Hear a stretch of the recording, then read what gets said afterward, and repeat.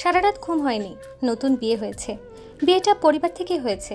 1.5 মাস হলেও বিয়ে হয়েছে, আর সেদিন থেকেই ঘুমাতে পারি না। অথচ এই বিয়ে নিয়ে কত স্বপ্ন দেখতাম। ছিমছাম সুঠাম দেহের হ্যান্ডসাম রাজপুত্রের মতো দেখতে একটা ছেলের সাথে আমার বিয়ে হবে। কত রোমান্টিক কথা বলবে, একসাথে কত মধুস্মৃতি, কত জায়গায় ঘুরতে নিয়ে যাবে। তার সাথে রাত জাগারও প্ল্যান ছিল, কিন্তু সেই রাত জাগা আর এখনকার রাত জাগার মধ্যে অনেক তফাৎ। ইচ্ছে ছিল আমরা একসাথে রাতের বেলা বেলকনিতে বসে কফি খাবো আর জ্যোৎস্না দেখব।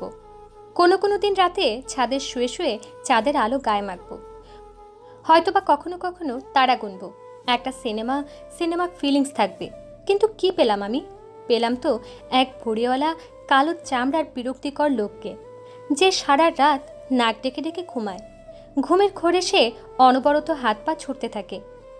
আমাকে সে মাঝে মাঝে এমনভাবে কোলবালিশ বানিয়ে ঘুমায় যে আমার নিঃশ্বাস আটকে যেতে চায়, আর আমাকে জেগে থাকতে হয়। প্রথম প্রথম খুব মেজাজ খারাপ হতো, রাগ লাগতো নিজের ভাগ্যের উপর। কিন্তু এখন আর একটুও খারাপ লাগে না। দিন যাচ্ছে আর মনে হচ্ছে এই বিষয়টা আমি এনজয় করছি। দিনকে দিন আমার ধারণা, ভালো লাগা খারাপ লাগার ধরন চেঞ্জ হয়ে যাচ্ছে। আমার পরের নাম তানভীর আহমেদ। আমি এখনও সামনাসামনি নাম ধরে ডেকে উঠতে পারিনি। 20-21 বছরের একটা মেয়ের পক্ষে 32-33 বছরের একটা ভুঁড়িওয়ালা লোকের নাম ধরে ডাকা কি সম্ভব? আমি তানভীরকে এখনও আপনি করেই ডাকি। তুমি বলতে অস্বস্তি লাগে। তানভীর একটা প্রাইভেট জব করে। তানভীরকে স্পেশালি আমার বাবা খুব পছন্দ। বাবার পছন্দের কারণেই আমার বিয়েটা করা। বয়সের এত গ্যাপ থাকার কারণে এবং প্রথম অবস্থায় তানভীরকে পছন্দ না হওয়াতে আমি অনেক আপত্তি করেছিলাম বিয়েতে। কিন্তু ওই যে কপালে লিখন না যায় খণ্ডান, বিয়েটা হয়েই গেল। তানভীর অফিস যাওয়ার পর শুয়ে থাকতে থাকতে ঘুমিয়ে গিয়েছিলাম। এমন সময় দরজায় কলিং বেল বাজলো 2 বার। চোখ খুলে দেখলাম 11:25 বাজে। এই সময় আবার কে আসবে ভাবতে ভাবতে গেট খুলে দেখি তানভীর। এ কি আপনি এ সময়? কিছু হয়েছে কি? আপনি তো এ সময় আসেন না। দাঁড়াও দাঁড়াও, এত প্রশ্ন একসাথে করলে উত্তর দেবো কি করে? এক গ্লাস পানি দাও আগে। আর হ্যাঁ শোনো, পানিতে বরফ দিও একটু। আমি পানি নিয়ে এগোতে এগোতে বললাম, দরজাটা লাগিয়ে দিন। তারপর 1 গ্লাস নর্মাল পানি দিলাম তাকে। এ কি, পানিতে বরফ দাওনি? পানিটা তো গরম হয়ে আছে, ওইটা খেয়ে তৃপ্তি হবে না।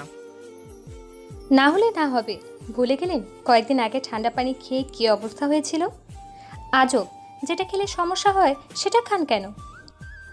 ওরে বাবা, ঠিক আছে, ঠান্ডা পানি আর খাবো না, যাও। কিন্তু আমার বউটা রাগ করলে তো আরও সুন্দর লাগে। দেখি একটু কাছে আসো তো। আহ, কি করছেন কি বলুন তো? ভীমরতি ধরেছে নাকি? যান, ফ্রেশ হয়ে আসুন, আমি চা বানাচ্ছি। ঠিক আছে, যাচ্ছি। মানে বলছিলাম কি, চায়ে একটু চিনি বেশি দিও কেমন?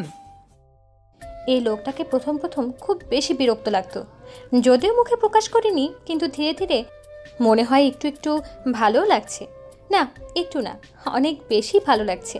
প্রথম প্রথম যেগুলো অসহ্য লাগতো, এখন সেগুলোই ভালো লাগছে। আচ্ছা, আমি কি ওনার প্রেমে পড়ে যাচ্ছি নাকি? এই যে নিন আপনার চা। আদা চা করেছি, আর হ্যাঁ, চিনি ছাড়া। এটাই খেয়ে নিন। আপনার এখন থেকে কিছু কিছু জিনিস কন্ট্রোল করতে হবে। এ নিয়ে আর কোনো কথা বলা যাবে না।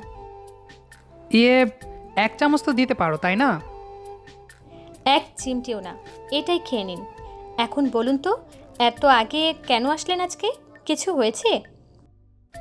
আজ একটা কাহিনী ঘটেছে। আমার এক কলিগের বড় বোনের জন্য রক্তের দরকার ছিল, কোথাও পাচ্ছিল না, আর আমার সাথে মিলে গেল, তাই আমি ডোনেট করলাম। এই জন্য আজ বস ছুটি দিয়ে দিল। মানে কি, আপনি ব্লাড ডোনেট করে এসেছেন? আর আমি কিছুই জানি না? আমাকে বলার প্রয়োজন মনে করেননি? না, তা না, আসলে ভাবলাম তুমি যদি টেনশন করো। বয়ে গেছে আমার টেনশন করতে। আচ্ছা, স্যালাইন খাবেন? আর ডাব খেয়েছেন কি? বাসায় তো কোনোটাই নেই। আচ্ছা, এত অস্থির হচ্ছ কেন? স্যালাইন খাইনি, তবে জুস দিয়েছিল, জুস খেয়েছি। আর আসার সময় একটা ডাব খেয়েছি। ধুর, জুস খেয়ে কী হবে? সব কেমিক্যাল। ডাবটা কাজে লাগবে। দাঁড়ান, এক কাজ করি, পানি চিনি আর লবণ দিয়ে স্যালাইন বানিয়ে নিয়ে আসি। আর একটা ডিম সেদ্ধ আনি। এই শোনো শোনো, এখন দরকার নেই। আসো আমার পাশে একটু বসো, গল্প করি। বসতে পারবো না, আপনি ওয়েট করুন, আমি আসছি এক্ষুনি। ডিম সেদ্ধ আর স্যালাড বানিয়ে এনে দেখি ও ঘুমিয়ে পড়েছে। ওকে জাগাতে ইচ্ছে করছে না, কেন জানি না। ও ঘুমানো দেখতে ভালো লাগছে। মানুষটার উপর কেন জানি না মায়া পড়ে গেছে। কালো একটা মানুষ যে এত সুন্দর হতে পারে আগে বুঝিনি। কালো অনেক মানুষ আছে যারা অনেক সুন্দর হয়, কিন্তু তারা কেউ আমার বরের মতো সুন্দর না। কি আজব, যেই মানুষটাকেই কয়েকদিন আগে কুৎসিত মনে হতো তাকেই আজ সবচেয়ে সুন্দর পুরুষ মনে হয়। তাকে কেউ খারাপ বললে সহ্য করতে পারি না। আচ্ছা, এটাই কি প্রেম? প্রেমে পড়েছে আমি? কেন জানি না ইচ্ছে করছে ওর কোলবালিশ হয়ে যায়। ও ঘুমাবে আর আমি দেখব। কখন যেন ঘুমিয়ে গিয়েছিলাম নিজেও জানি না। উঠে দেখি 2:38 বাজে। কয়েক সেকেন্ড মনে হলো সব ভুলে গেছি। তারপর মনে হলো তানবীর তো বাড়ি আছে। এ কি, দুপুরে তো রান্নাই করিনি আজকে। ও খাবে কি? আমি কখন কি করব? এমনিতে সকালে মানুষটাকে রাতের বাসি রুটি তরকারি খেয়ে অফিসে যেতে হয়েছে, আবার দুপুরেও একটু খাবার রান্না করে দিতে পারলাম না। কিন্তু ওই বা কোথায় গেল? রান্নাঘরের দিকে গিয়ে দেখি মশাই রান্না করছেন। ও মা, এ কি, আপনি কি করছেন? আমাকে ডাকেননি কেন? তুমি ঘুমিয়ে পড়েছিলে তাই ডাকিনি। টি টেবিলে স্যালাইন আর ডিম রাখা ছিল, খেয়ে নিয়েছি। তারপর ভাবলাম আজ তোমাকে না ডাকি। একদিন না হয় আমি রান্না করে খাওয়াই নিজের বউকে। ব্যাচেলর থাকতে তো মাঝে মাঝেই রান্না করে বন্ধুরা মিলে খেতাম। মনে মনে যে খুশি হয়েছি সেটা কিছুতেই প্রকাশ করা যাবে না। আমি একটু চেঁচিয়ে বললাম, আপনি তো সব কিছু অগোছালো করে দিয়েছেন, আমার সব কাজ বাড়িয়ে দিয়েছেন। কে করতে বলেছে আপনাকে এসব? আমাকে ডাকলেই তো হতো। সব সময় আমি তুমি, তুমি আমি ভাবো কেন বলো তো? আমরা ভাবতে পারো না? আমি তুমি আলাদা না ভেবে দুইটা যোগ করে আমরা ভাববে কেমন? শোনো, দুইজনে মিলে গুছিয়ে রাখবো। আর তোমার থেকে আমি অনেক বড়, আমি তোমার স্বামী। মনে মনে যে খুশি হয়েছো এটা প্রকাশ করতে দোষের কিছু নেই। ছোট মেয়ের মতোই থাকবা। এখন এদিকে আসো, দেখো তো রান্না কেমন হয়েছে। ভাত, মুরগির মাংস আর ডাল, চলবে না? রান্নাটা মজা হয়েছে, কিন্তু চলবে না। কেন, আর কিছু লাগতো? না, আসলে চলবে না কারণ দাঁড়াবে। মজা করলাম একটু আর কি। হুম, মাঝে মাঝে মজা করবা, ভালো লাগে আমার। চলো খেতে বসি, অনেক দেরি হয়ে গিয়েছে। ও নিজেই খাবার সার্ভ করছিল, তখন খেয়াল করলাম হাতে একটু ফোসকা উঠেছে। হে কি, রান্না করতে গিয়ে হাত পুড়িয়ে ফেলেছেন? বাহ, খুব ভালো। আমাকে ডাকলে সমস্যা কোথায় ছিল? লেকচার তো ভালোই দিলেন, আমি তুমি মিলে আমরা, কিন্তু নিজের বেলায় আলাদা, তাই না? ও কিছু না, সামান্য একটু। চুপ, দাঁড়ান, মলম লাগিয়ে দিচ্ছি। আর শুনুন, আমি খাইয়ে দিচ্ছি আপনাকে। ওই হাত দিয়ে খেতে হবে না। কি, সত্যি? তাহলে তো আমি 100 বার হাত পুড়িয়ে ফেলতে রাজি আছি। অমনি না, থামুন। আর একটাও কথা বলবেন না। আজকের দিনটাও শেষ হয়ে গেল। রাতে শুয়েছিলাম দুজনেই। আমি ওনাকে বললাম, শুনুন, একটা কথা বলবো। হ্যাঁ বলো। না থাক। না না, বলো। না, কিছু না।